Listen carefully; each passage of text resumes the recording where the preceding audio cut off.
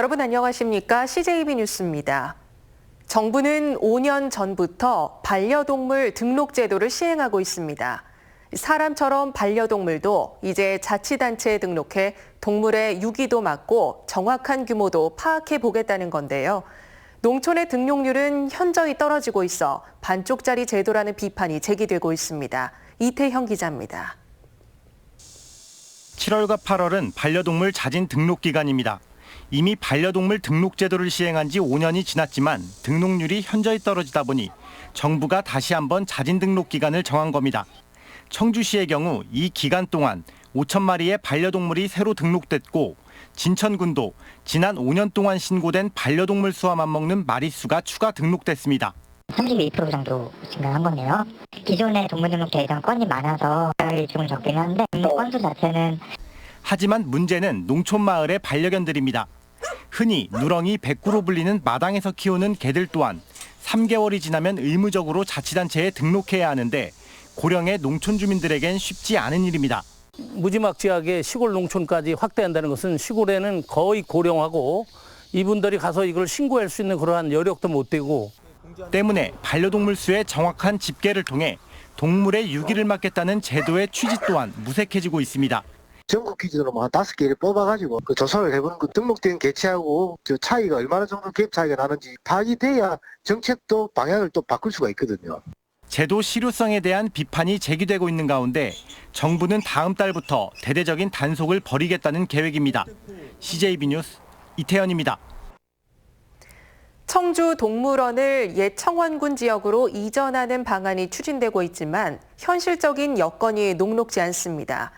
최근 청주시 내부에서 백지화를 고민해야 한다는 의견이 제시됐는데 정작 한범덕 시장의 생각은 달랐다고 합니다. 선출직으로서는 부담스러울 수밖에 없는 결단이겠지만 다시 한번 고민할 필요가 있어 보입니다. 홍우표 기자가 취재했습니다. 청주 청원 동합 이후 금과 옥조처럼 여겨지고 있는 상생 발전 방안. 청주동물원의 이전을 못 받고 있는데 대상 지역은 옛 청원군 낭성면 일대입니다. 그런데 이게 말처럼 쉽지 않은 게 현실이었고 실제 지난 민선 6기에서는 재검토 의견도 나왔습니다. 현 동물원과의 중복 투자 논란이 불거져 있고 더욱이 1시간 이내 거리에 전국에서도 제법 큰 규모의 동물원인 대전 월드가 자리 잡고 있습니다. 놀이시설 등의 민자 유치도 쉽지 않은 상황입니다.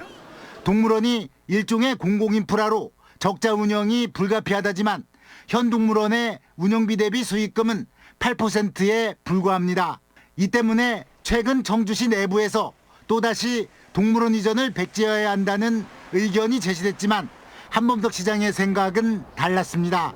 큰 돈을 들이지 않고 동물체험 등 교육 기능을 갖춘 동물원으로 특화해 이전을 추진하겠다는 것입니다. 청주 청원 통합의 당사자로서 상생발전 방안을 바꾸는 것에 대한 부담이 작용한 것으로 보입니다.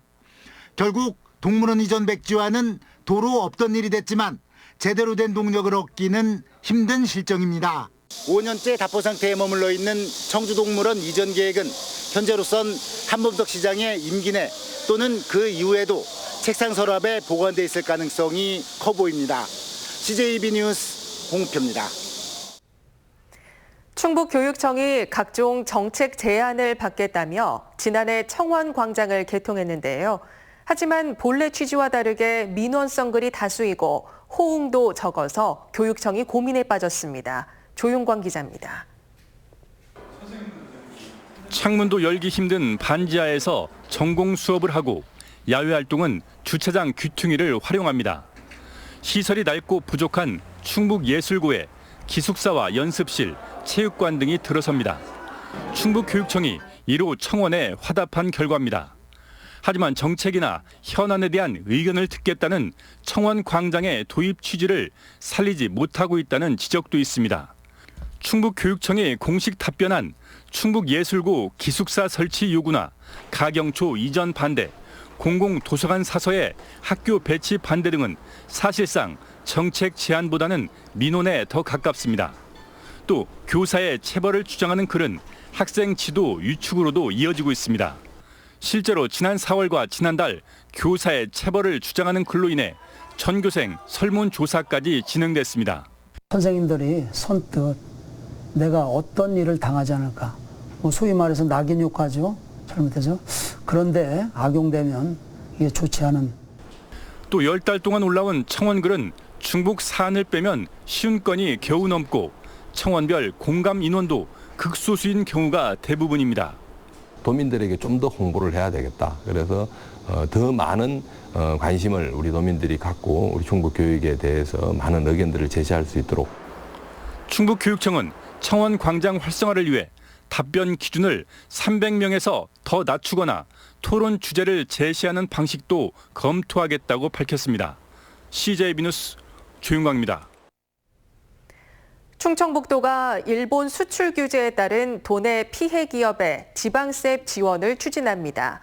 지원 내용은 취득세와 지방소득세 등에 대한 신고 납부 기한을 연장해주고 납부해야 할 세금은 최대 1년까지 징수를 유예해주기로 했습니다. 또 기업이 신청할 경우 세무조사 연기, 체납액에 대한 체납 처분 1년 유예 등이 가능합니다. 도는 이 같은 내용을 담은 안내문을 도내 140여 개 제조업체에 발송했습니다. 우여곡절 끝에 다시 구성된 청주시 장기 미집행 도시공원 민관 거버넌스가 내일 청주시청에서 첫 회의를 엽니다. 거버넌스는 일몰제 시행이 10개월 앞으로 다가온 만큼 구룡공원과 매봉공원 등 도시공원 문제를 가장 시급하게 논의할 방침입니다. 또 완충녹지 등 나머지 장기 미집행 도시계획시설 전반을 다룰 예정입니다. 2차 거버넌스가 짧은 기간 어떤 해결책을 제시할지 관심이 쏠리고 있습니다.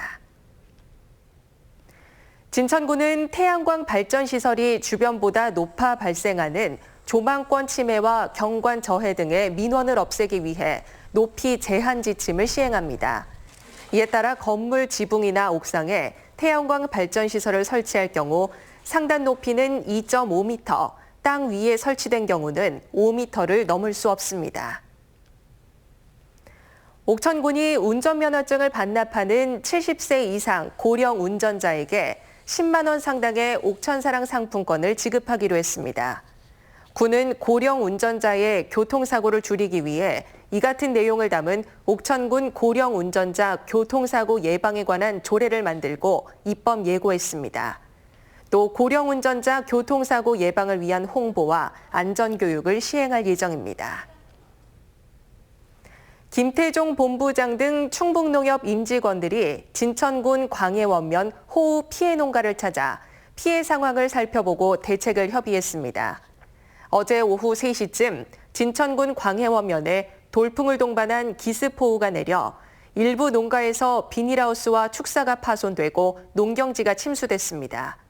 충북농협은 내일 대책회의를 열어 구체적인 지원 방안을 협의할 계획입니다.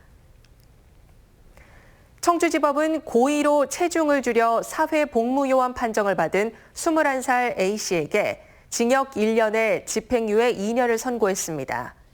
A씨는 고등학교 3학년 당시 키 177.4cm, 몸무게 55.7kg으로 신체 등위 3급의 현역병 입영 대상이었지만 약 5개월 뒤 신체 검사에서는 체중이 8.1kg 줄어 4급 사회복무요원 소집 대상이 됐습니다. 재판부는 급격한 체중 감소를 초래할 외부적 요인이 없었고 SNS 대화 내용 등을 고려하면 의도적 체중 감량이 분명하다고 강조했습니다. 끝으로 날씨입니다. 오늘 충북지방은 대체로 맑은 가운데 낮 최고 기온이 32도 안팎을 기록하며 더웠습니다. 내일도 서해상에 있는 고기압의 영향을 받아 대체로 맑겠습니다. 내일 아침 최저 기온은 18도에서 22도, 낮 최고 기온은 30도에서 32도의 분포로 오늘과 비슷하겠습니다. 내일 새벽부터 아침 사이 안개가 끼는 곳이 있겠으니 교통안전에 유의하시기 바랍니다. 일요일 저녁 CJB 뉴스를 마칩니다. 편안한 밤 보내시기 바랍니다. 고맙습니다.